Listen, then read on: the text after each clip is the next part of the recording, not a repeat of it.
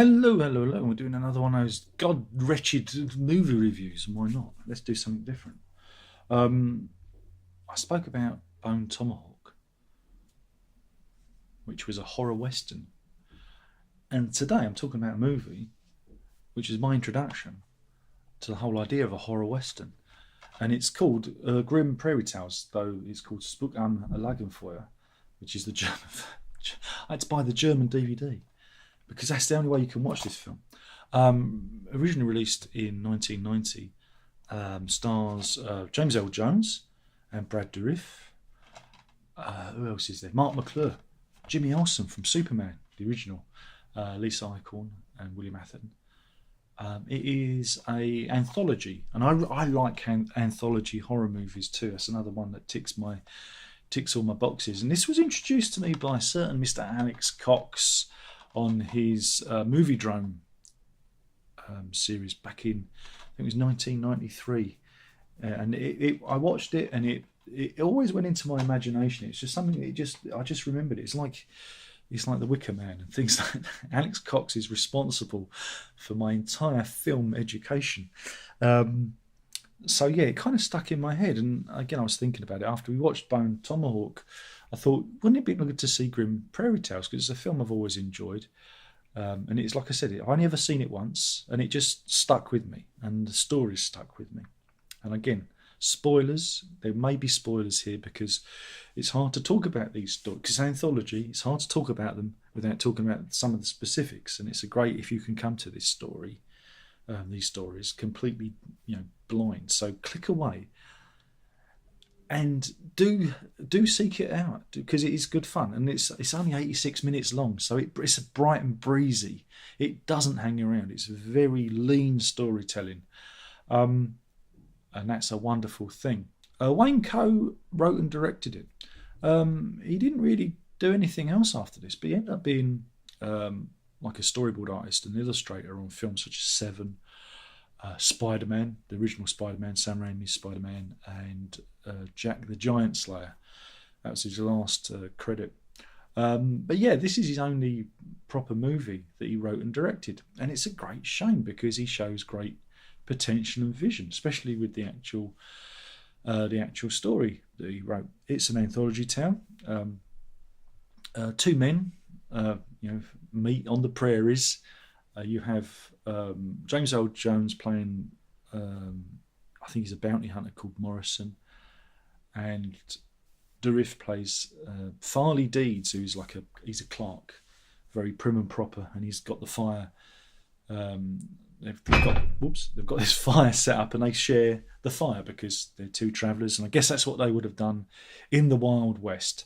And they decide to tell stories to pass the time. It's a cold night, maybe we can, scare each other silly. And that is the premise. That's the framework of the stories. And they're trying to outdo each other. And James Earl Jones just chews the scenery. He's really over the top.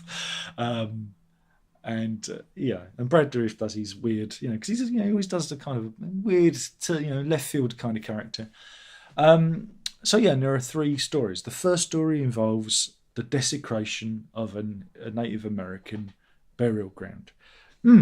Does that remind you of another film we may have watched last time? So that's that first tale. And again, I'm not going to go any further than that. The second story, a traveller, Mark McClure, played by Mark McClure, meets a mysterious woman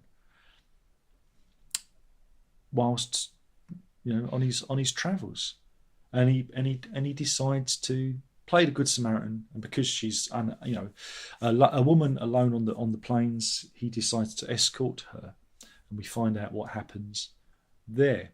The only non-supernatural story involves a father who takes part in a lynch mob, and that's more about true human horror. And again, the real horror in that is not what they do, but it's how it's all just. That's it. That's the horror of it, and it's probably the most disturbing one, actually, because that's what would have gone on back in the day, and it was terrible. And the final one is about a gunslinger who he's kind of he's got kind of OCD. He's really fastidious and he likes to be clean. And there's a great animated sequence in that again, which really jumps out at you, really stuck in my mind. Again, this film I don't think had a very big budget, and I think they're coming to get me for my terrible movie reviews. And getting this, putting it in the DVD player, it looks like it was like a TV movie, because they haven't cleaned it up, and I'm sure there's a widescreen wide. This is like 4:3, I think it is. I can't see what it says on the box because look, they've printed it black on red. I can actually read that there. It says it's 4:3 format. So that kind of puts you in TV movie mode, which is a bit of a shame because you don't really have a chance to appreciate the vistas of the Wild West. Yeehaw! So yeah, that's the only way you can see it. I'm sure there might even be one uploaded on YouTube that you can check out. I love it. It left an impression on me. But then many of the horror anthology movies are the same. If you look at it was the Amicus ones and the Hammer ones of the 70s. I always enjoy those. And this, I think, is a very good use of like two genres meeting. It's very, very, very good. The only downside, like I said, is because it's been forgotten. It's been lost, and there are a lot of films out there that are now kind of lost because they weren't big. And you'll see this, a lot of films in the 70s that we don't talk about that were massive. And as time goes on, sometimes these films just disappear. And I'd like to see Grim Prairie Tales get more praise because I think it's a really clever and interesting use of the Western genre. Also, it's a good anthology story, and you've got the horror aspect to it as well.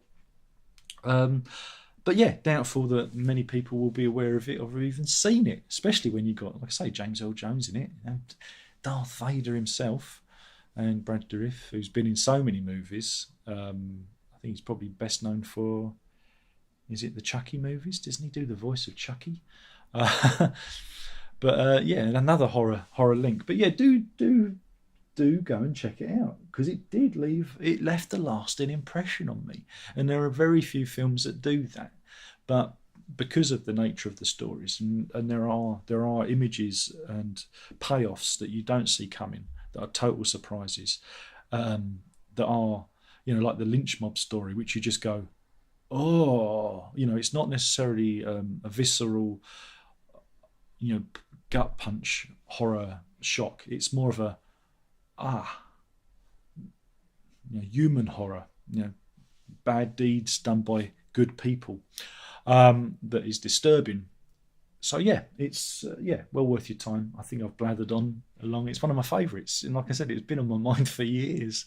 And I was surprised when I looked it up again that you can only get the German edition. Don't worry, it's got the English soundtrack on it, and that, and it's a reversible sleeve. But it's a shame it didn't have the English title on the sleeve. Maybe I need to go and print one up or something. But yeah, well worth it. It's only costs less than a fiver, I think. Anyway, thank you for watching. Like I said, if you can think of any movies, any genre movies that crash into each other, please leave a comment in the box below, and maybe I'll check those out. We can talk about those in the future. And that's that. Don't get too scared by all these horror movies, and that's all there is to say, really. I've been Darren Lock. I've been talking about Grim Prairie Tales, or Spuk Lagerfeuer, if you're German, and yeah, do pop by again. That's it. There's just one more thing, and that's ta-da.